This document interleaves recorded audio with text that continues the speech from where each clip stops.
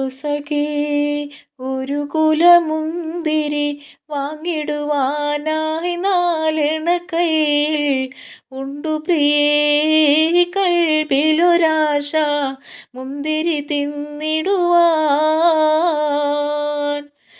അങ്ങാരേ എന്നറിയില്ലേ, അങ്ങീ നാട്ടിലെ രാജാവല്ലേ, അങ്ങ് വെറും നാലെണയില്ല യാചകനാണെന്നോ. ഉണ്ടു സഖീ ഒരു കുലമുന്തിരി വാങ്ങിടുവാനായി നാലെണ കയ്യിൽ ഉണ്ടു പ്രിയേ കൽബിലൊരാശ മുന്തിരി തിന്നിടുവാൻ.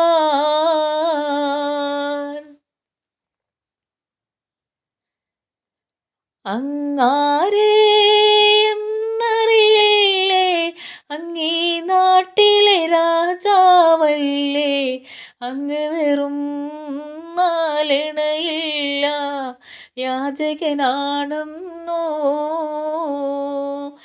പ്രാണസഖീ നന്നായറിയാം ഞാനീ നാട്ടിലമീറാണെന്ന്, എന്നാലും എൻ്റേതായൊരു ദർഹവുമില്ല പ്രിയേ. പ്രാണസഖീ നന്നായറിയാം ഞാനീ നാട്ടിലമീറാണെന്ന്, എന്നാലും എൻ്റേതായൊരു ദർഹവുമില്ല പ്രിയേ.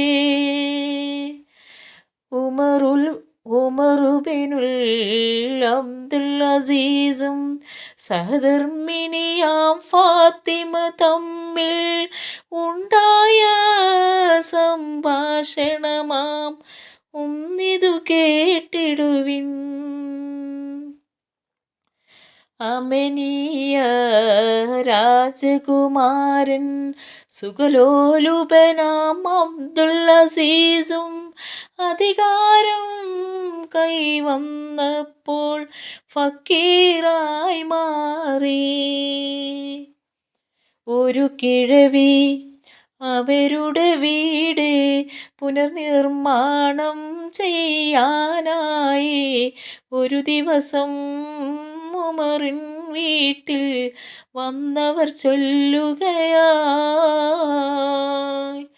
ഒരു കാര്യം ചൊല്ലൂ പെണ്ണേ, ഉമർ ഖലീഫ താമസമെവിടെ, ഒരു കാര്യം അവരോടോതാൻ തങ്ങളെ വീടെവിടെ.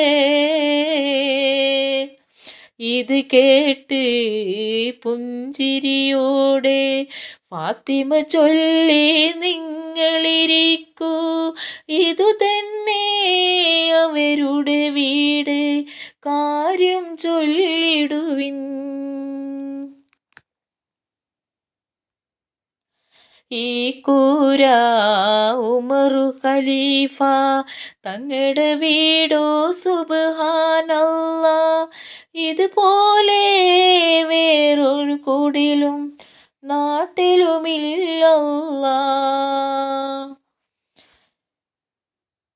ഇതുപോലെ നിരവധി നിസ്തുത മാതൃക കാട്ടിയ ജനസേവകനാം ഇബ്നുൽ അസീസ് റാഹിസുസ്സാഹിദിൻ സോദരരേ. ഉണ്ടു സഖീ ഒരു കുലമുന്തിരി വാങ്ങിടുവാനായി നാലെണ കയ്യിൽ ഉണ്ടു പ്രിയേ കൽബിലൊരാശ മുന്തിരി തിന്നിടുവാൻ.